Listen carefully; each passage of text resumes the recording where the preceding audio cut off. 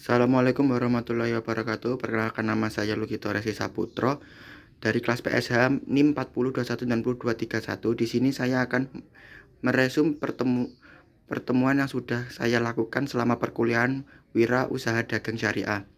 Untuk pertemuan kedua, motivasi wirausaha, sejarah wirausaha, dan konsep wirausaha.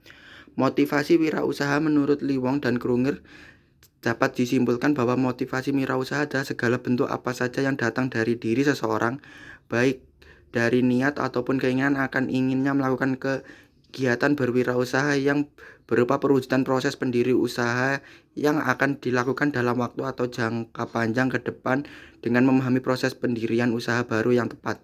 Sejarah wirausaha berawal diperkenalkan pada tahun 1755 dan diperkenalkan oleh Richard Castillon. Namun baru-baru ini menggema sistem kewirausahaan pada akhir abad ke-20, dan kewirausahaan di Indonesia belum terlalu urgen dan belum sangat dikenal, apalagi dalam segi pengenalan dasar dan pendidikan kewirausahaan.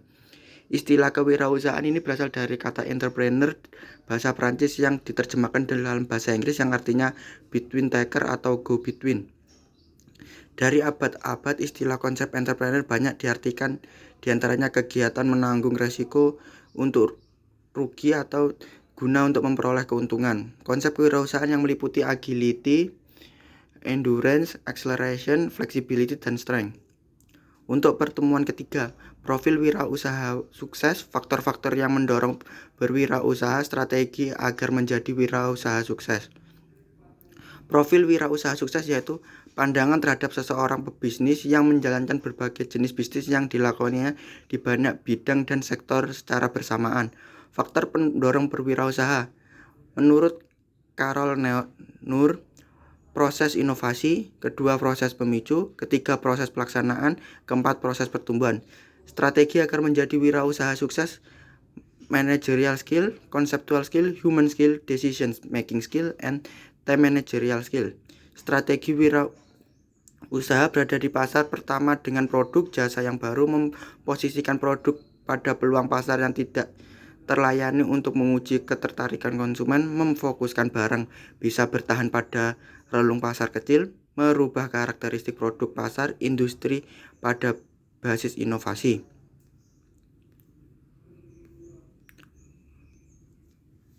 Untuk Pillar of Faith,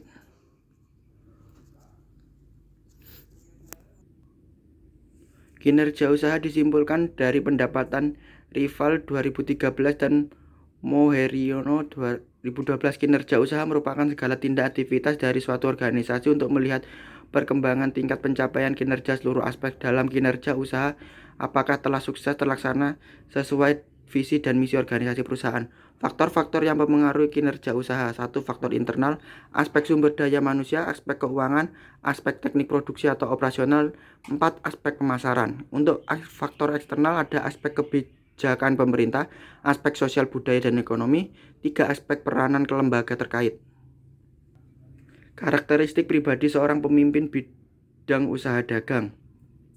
Kepribadian wirausaha yang sukses. Suryana mengatakan ada 8 karakteristik kepribadian dari seorang wirausaha sukses, yaitu desire for responsibility, preference for moderate risk, confident in their ability to success. Keempat, desire for immediate feedback. 5. High level of energy. 6. Future orientation. 7. Skill of organizing. 8. Value of achievement. 12 poin yang harus dimiliki dari wirausahawan. 1. Harga diri. 2. Percaya diri. 3. Sikap pantang menyerah. 4. Mempercayai intuisi. 5. Kreatif. 6. Pemberani. 7. Passion. 8. Action. 9. Komitmen. 10. Bersyukur. 11. Pasrah. Dan 12. Mendekatkan diri pada Tuhan. Syarat psikis wirausaha yang sukses. Menurut Suparman tahun 1997, dalam Suryana 2001, kemampuan seorang yang menjadi objek kewirausahaan meliputi komitmen menyelesaikan tugas yang hingga selesai. 1. Kemampuan merumuskan tujuan hidup dan usaha. 2. Kemampuan motivasi diri untuk melahirkan suatu tekad kemauan yang menyala-nyala. 3. Kemampuan untuk berinisiatif. 4. Kemampuan untuk membentuk modal atau barang modal. 3. Kemampuan untuk mengatur waktu. 6. Kemampuan mental yang dilandasi agama. Syarat fisik wirausaha yang sukses: 1. Mempunyai sifat mental baja dan pemikiran positif, mampu berpikir secara kreatif dan berwawasan, mampu berkomunikasi dengan baik.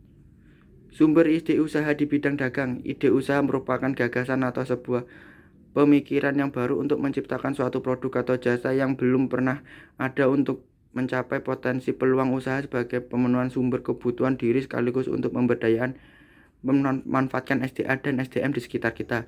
Sumber ide usaha: 1. Hobi, keterampilan, dan pengalaman pribadi. 3. Waralaba. 4. Media massa. 5. Survei. 6. Peran atau bazar.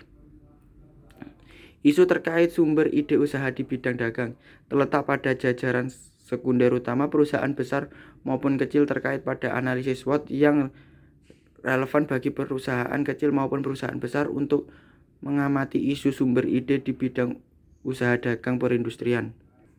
Kelebihan dan kekurangan sumber ide. Waralaba. Kelebihan waralaba: manajemen bisnis telah terbangun, mereka atau brand sudah dikenal masyarakat. Kekurangan waralaba: ketergantungan pada reputasi waralaba lainnya membutuhkan modal yang lebih banyak, adanya pemotongan keuntungan. Keterampilan dan pengalaman pribadi. Kelebihan: mempunyai kebebasan dalam menentukan nasib sendiri, mengambil keputusan sendiri, dapat mengembangkan minat dan bakat tanpa ada yang membatasi. Kekurangan: resiko gagal yang dihadapi cukup besar, modal yang dibutuhkan berasal dari kantong pribadi. Untuk survei, kelebihan survei menghasilkan data yang akurat, menghemat waktu, mudah mengawasi dan menguasai kegiatan. Kekurangan survei: proses pengambilan sampel memerlukan beberapa tahapan, pengambilan sampel tidak selalu tepat, memerlukan penentuan sampel yang diambil. Untuk media massa, kelebihan media massa: mudah dikenal, tersebar media massa relatif murah, jangkauan pasar lebih luas. Kekurangan media massa: dapat menjadi alat banding yang sulit bagi bisnis kecil. Cukup sekian hasil resume saya. Apabila ada kekurangan dan salahnya saya mohon maaf. Wassalamualaikum warahmatullahi wabarakatuh.